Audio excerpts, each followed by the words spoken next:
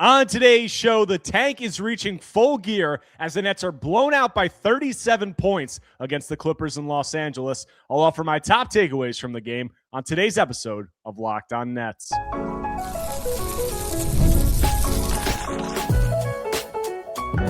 You are Locked On Nets, your daily Brooklyn Nets podcast. Part of the Locked On Podcast Network, your team every day.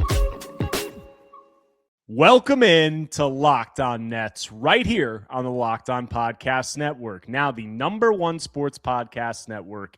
It's your team, the Brooklyn Nets, every single day. I'm your host, Erik Slater, Brooklyn Nets beat reporter for ClutchPoints.com. Thank you for making me your first listen of the day. This show is 100% free on all those great platforms. Today's episode is brought to you by FanDuel. It's the last call for football on FanDuel. If you're a new customer, bet just $5 and get $200 in bonus bets if you win. And on today's episode, I'm going to be recapping Brooklyn's 126-89 loss to the Los Angeles Clippers on Sunday at Intuit Dome. And my main takeaway from this game, the tank is tanking. You know, there's really no other way to say it at this point. The Nets, this was not a competitive game whatsoever. This was another ugly loss. And the Nets were without Noah Clown and Nolan Traore and Cam Thomas. They were down a starter and two guys who have been, focal points, obviously, of the second unit, at least offensively. And all of those, rests seemed like calculated off nights as they attempted to get some other guys looks in the rotation. But this was a game that was never a game. I mean, the Clippers won the first quarter 38-14. The Nets had no answers for Kawhi Leonard and James Harden. And the Nets could not get anything going offensively. And if we're talking about from an on-court perspective, the takeaways from this game, I'm going to get into like the larger picture and the tank outlook and what I think, all of this is trending towards for the Nets. But on-court, just in this game, offensively, the Nets couldn't get anything going. I mean, the defense was kind of a disaster early on, obviously, but I think the offense, the lack of offense was bleeding into the defense. And this is now 2 out of 3 games where the Nets offense just look completely abysmal. And I think that the main factor for that is that defenses are really starting to key in on MPJ. And obviously, we know MPJ has been dealing with the knee thing, but he looked better during the loss to the Celtics on Friday night. And I asked him after the game, and he said that the knee felt like he was back to 100%. He felt like he was cutting better and all those things. And I've said that I think MPJ coming back to earth production-wise over these last 6, 7, 8 games, I thought that was a combination of the knee injury that he's been dealing with probably, but also defense is getting further in tune to what the Nets are trying to do offensively with Michael Porter Jr., with kind of his, him being the focal point as this off-ball mover, elite shot maker, and what Jordi Fernandez is trying to do for him, the sets. Defenses are really starting to key in on MPJ, and I think we've seen him struggle a little bit through that.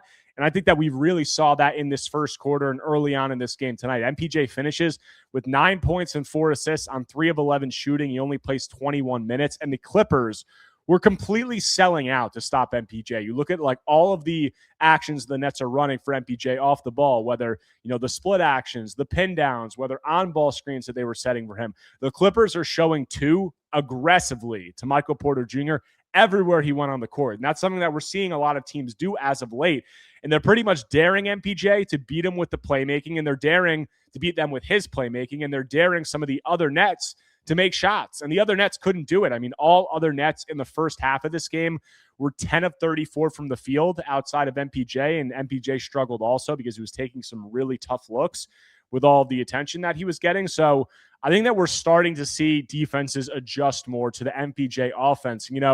It is still a make-or-miss league. Like, MPJ takes a lot of tough shots. He was making a lot of tough shots through his hot streak, for most of the season. So if he starts hitting some of those shots, it'll start to look better. But I do think we're seeing a difference in the way that defenses play MPJ, and it's really showing too aggressively at him all the time. And he either has to make the really quick play and trust some other Nets to make shots, which they did it in this game, or he has to try to kind of shoot over double teams, maneuver around double teams and get to the basket. And it's just a really tall task. And honestly, this is kind of what I thought it was going to look like for the Nets entering the season. They've had some really, ugly offensive games during this stretch where they've struggled as of late. And I thought, going into the season, I went under on the Nets 19.5 win projection because I thought that you look at it, they don't have any veteran point guards. It's all rookie point guards. They're going to have a lot of rookies playing in the rotation. And I just thought that they weren't going to be able to get the offensive production. I mean, I didn't see MPJ taking the leap that he did. But even with that, I just didn't see where else they were going to get the offensive production with the rookies being such a large part of what the rotation was going to be. And we've seen it in recent games, the rookies really struggling, and the Nets offense struggling as a result. And tonight, the 4 rookies who played, which was Yegor Dioman, Drake Powell, Danny Wolf, and Ben Saraf, they shot a combined 10 of 35 from the field with 11 assists and 9 turnovers. And the Nets offense just struggled, a ton as a result. And that's frankly what I was expecting to see more of entering the season. And you couple those offensive struggles with the defensive struggles, obviously those are correlated, but the Nets just didn't have a wing stopper or a point of attack stopper who could stop James Harden or Kawhi Leonard. They were struggling in the first quarter with Ivica Zubac down low. So they just really didn't have any answers on either end. And I thought that, we were going to see more of that early this season. We did during the 0-7 stretch, but then they got hot. And I think that we're seeing defenses start to adjust more to what MPJ was doing, because MPJ was what Jordi Fernandez and MPJ were doing, because MPJ was really carrying that Nets offense. And you look at it now, just overall big picture, the Nets are struggling. Like, they had the 7-3 stretch. A lot of people were talking play-in push potentially. I kind of tempered expectations. I didn't think that was a direction that the Nets were going to go, just because I didn't think they were good enough. And also, this was a tanking season. And I said from the start, I didn't think it made sense for them to try to go all out for 32, 33 wins as opposed to trying to get a high lottery pick. And while they're losing because they're bad, like, they're not a good team, but we are seeing them hold guys out. Like Noah Clowney being out, even Nolan Troy being out in this game, that made a big difference. So you're seeing that, and you look at it, I think that, that's part of it. The Nets being more aggressive in the tanking agenda. But I also think that you look at the stretch where they were playing well, where they had that 7-3 stretch, where they were the best defense in the league in December. They had a pretty easy schedule during that stretch. And they also had, in terms of just opponents being easy, on top of that, they had that the load of the schedule was just really easy. During that stretch in December where they were playing well, the Nets had played 7 games in 21 days at one point during that stretch. You look at it now, they've played 14 games in 25 days to start January, and it's against a far tougher slate of teams. And in those 14 games, they're 2-14. That's the worst record in the NBA during that stretch. They ranked 29th in net rating, only ahead of the Utah Jazz during that span. So, this isn't all that surprising to me that the Nets are coming back to earth the way they are, because, a combination of a lot of things. Tougher schedule, a lot more games and a lot more nights, defenses adjusting to what Jordi Fernandez was doing with Michael Porter Jr., and the Nets just being more aggressive in holding guys out, on a near nightly basis. Like, you're not seeing many games where they have just a completely clean injury report. And even during some of those games, you're seeing a guy like Terrence Mann get a DNP CD so some other guys can get looks in the rotation. It's just the way that it's going. And, it's ugly, but it's going to be ugly on some nights, like the Knicks loss. And like this loss, they sprinkled a really exciting and good performance against the Celtics in between those. But it's going to look ugly. And that's the reality of a tank. And you look at the draft lottery standings after tonight, it was a good night for the Nets in that regard, because they lose and the Pelicans actually won tonight, and that's their second straight win. So the Nets now have 12 wins, the same number of wins as the Pelicans and Kings, who are 3rd and 4th in the draft lottery standings. So they have a real shot. Like, they have, I think, 3 or 4 losses fewer than both of those teams. So those teams are still ahead of them, but they have the same number of wins. And you look at wins, really, when it comes to the tank race and the draft lottery standings. And the fact that the Nets are tied with, the Kings and Pelicans, who are in 3rd and 4th, and especially a Pelicans team that has no incentive to tank. They're just going to keep trying to win because they don't own their draft pick. That should be exciting. For all of you who have been following college basketball, it should be very exciting that the Nets are getting kind of serious about this tank, and they're moving up towards the top of the draft lottery standings and threatening to maybe move into that top 3. And if you're a Nets fan and you haven't been watching college basketball this season, it's time to start tuning in, because you look at, like, on Saturday, there were 3 freshmen who put up 40-point performances during the same day on Saturday. And that was BYU's AJ DeBansta, Houston's Kingston Flemings, and Illinois' Keaton Wagler. And it's the first time in over 20 years that 3 freshmen have put up 40-point performances during the same day. And I think that that's just an illustration of how good this draft class is. And, like, if you're down about the tank, if you're frustrated hearing about it, for me, I understand that. If you're frustrated having to watch these games, or even if you're not tuning in and watching them because you just don't want to, tune into some college basketball games, because that will get you more excited about potentially where the Nets are heading this season, and maybe them having a better chance to maximize getting a top pick, as opposed to, potentially falling to 6th and then falling further in the draft like they did last season. Obviously, there's going to be some luck involved But this 2026 draft class is serious. And I talked to some draft people, and you look at it, and they say that the top of this class is better than the 2025 class. At the 2025 class, like, you have the three guys in this class, obviously Darren Peterson, AJ DeBansta, and Cam Boozer. And I talked to some draft people who said that Cooper Flagg, to them, wouldn't even be the top player in this class, and that three of those guys, outside of Cooper Flagg, like Dylan Harper, VJ Edgecombe,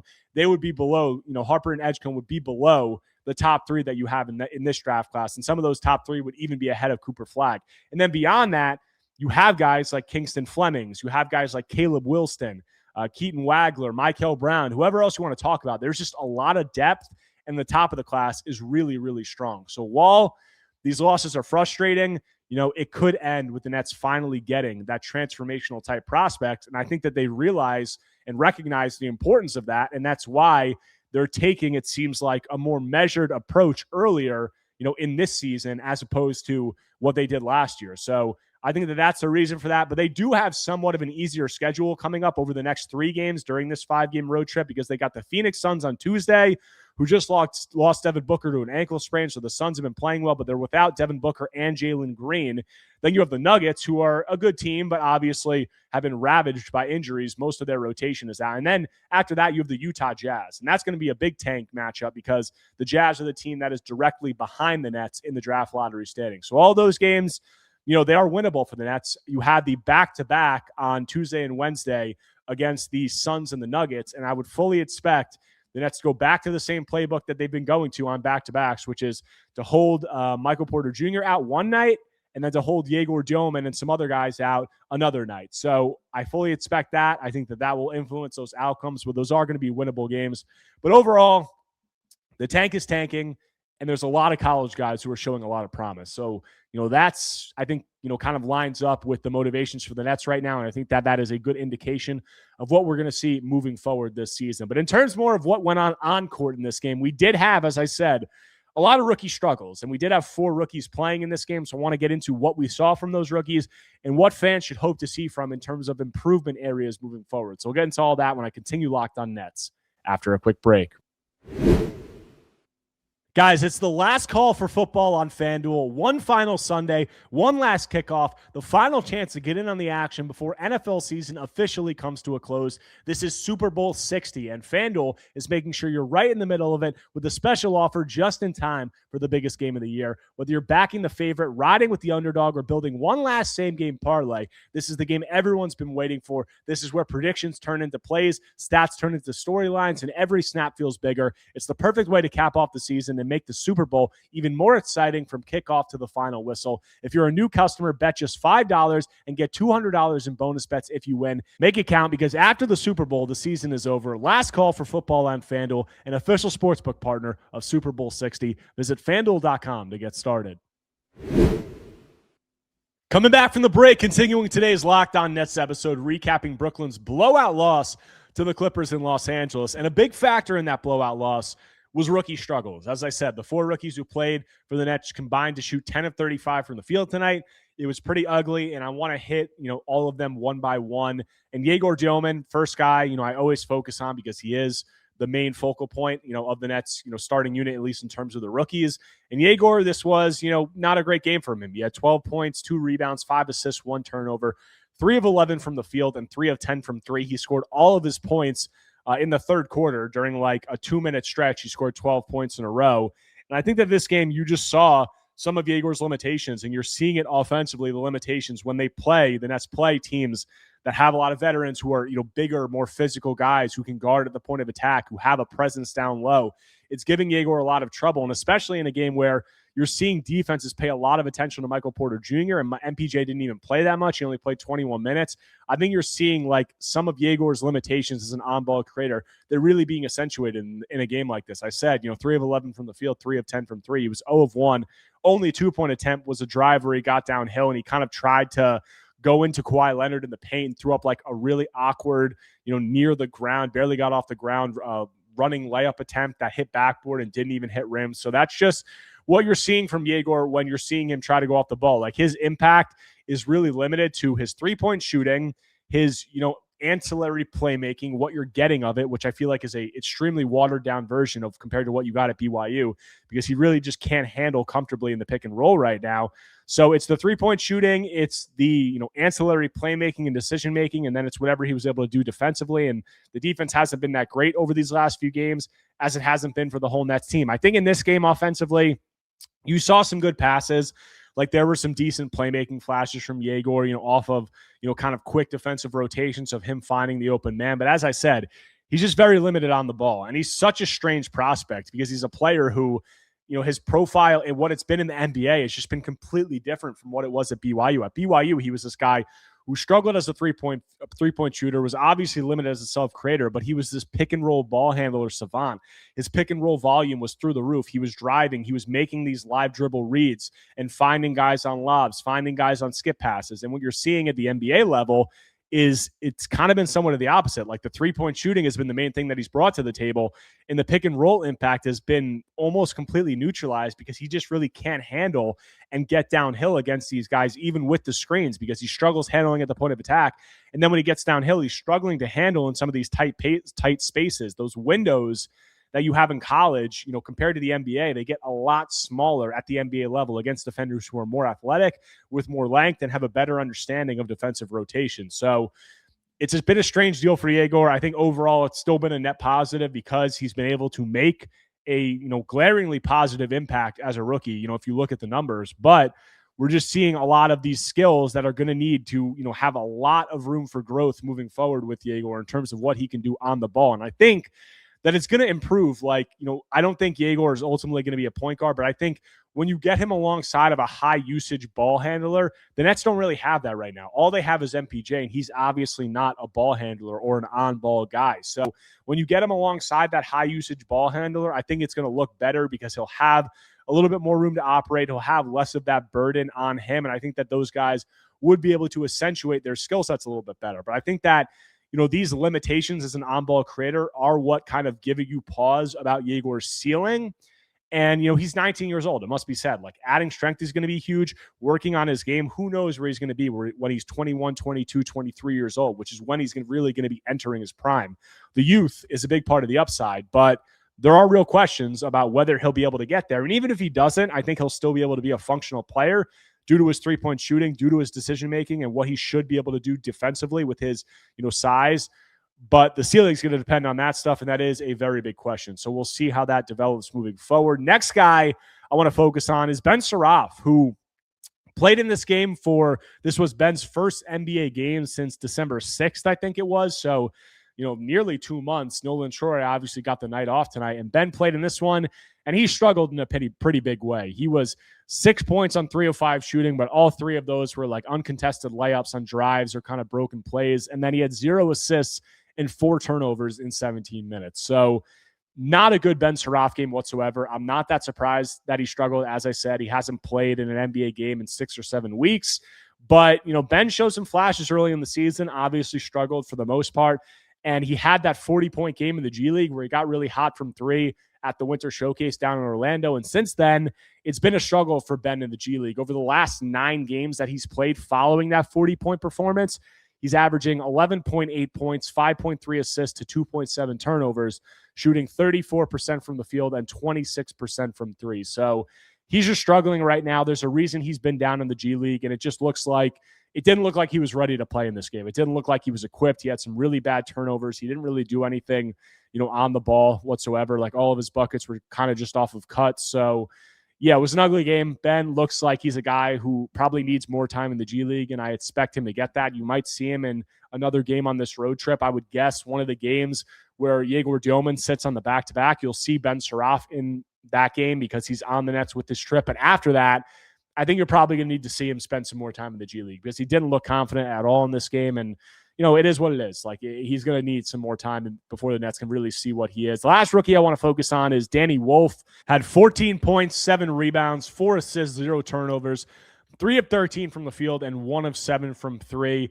And Danny's been struggling offensively as of late. And I think that, I've spoke about it in recent games. I think that you're seeing some of his limited athletic profile show up, especially around the basket. Because if you look at it, there isn't an area on the floor where Danny is shooting well from right now. He's struggling from both 2 and 3.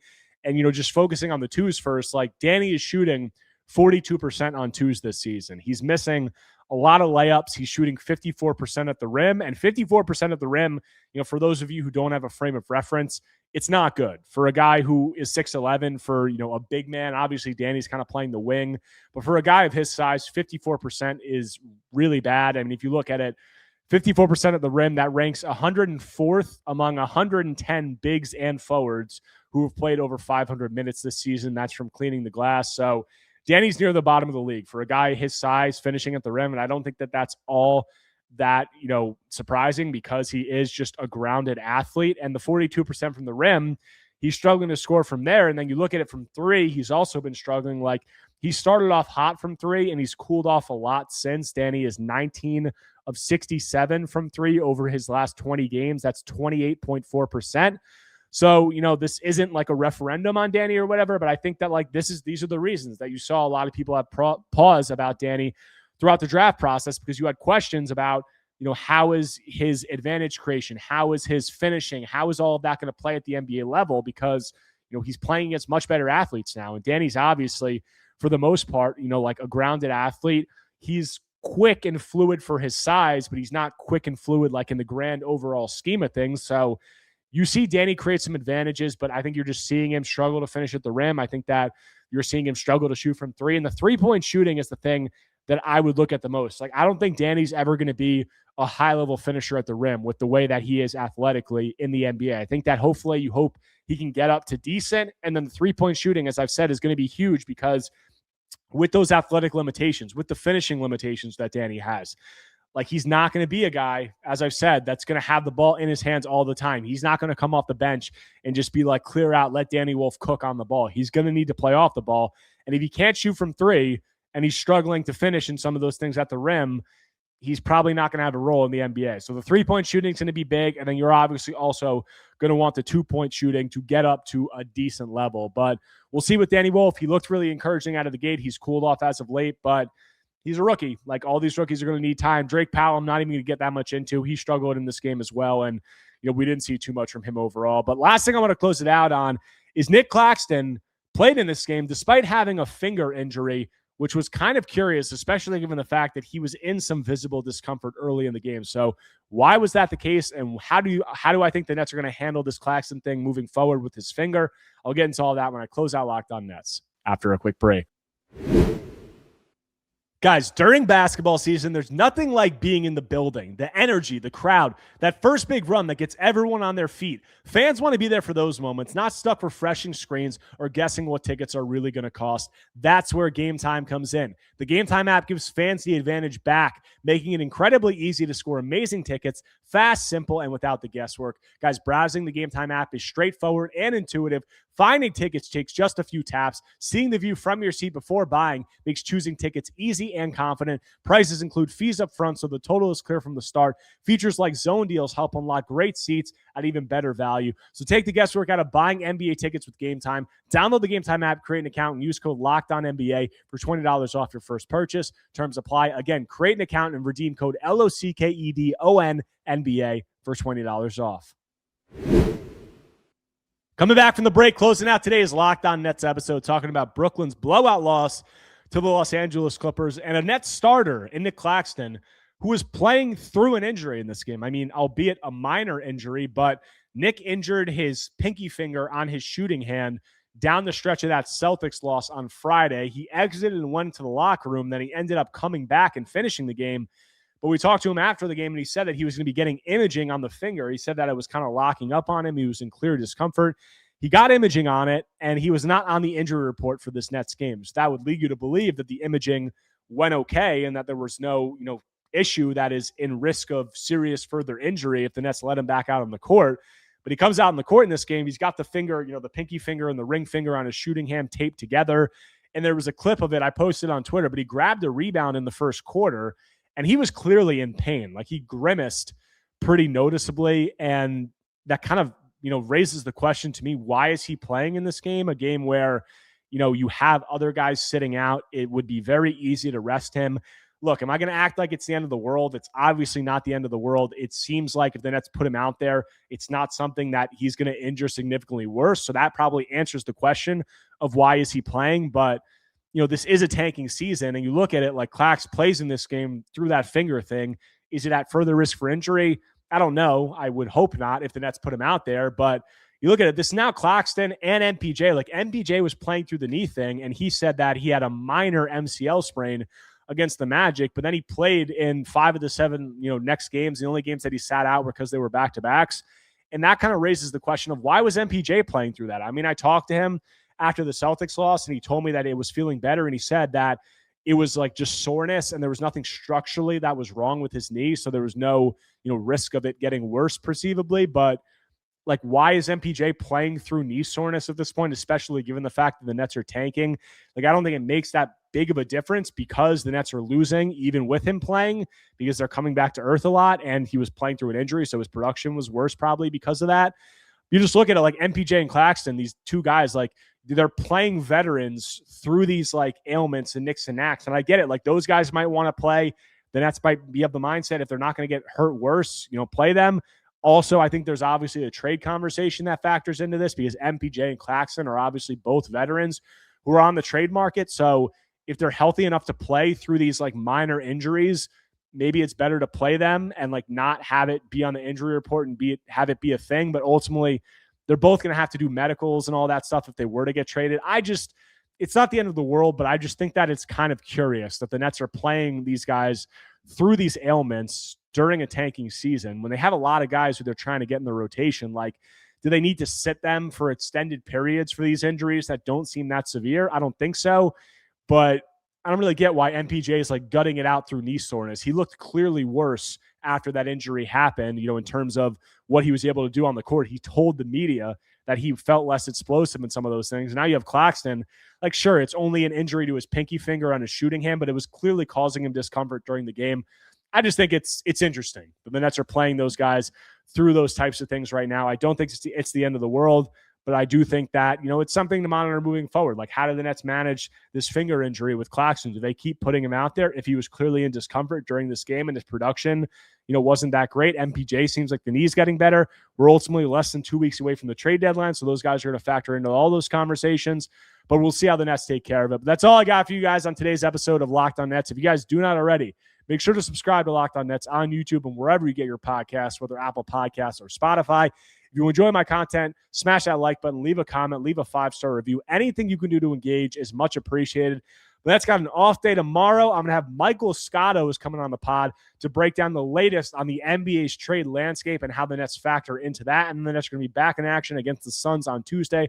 So I'll have coverage of all that and more when I'm back tomorrow talking more Brooklyn Nets basketball.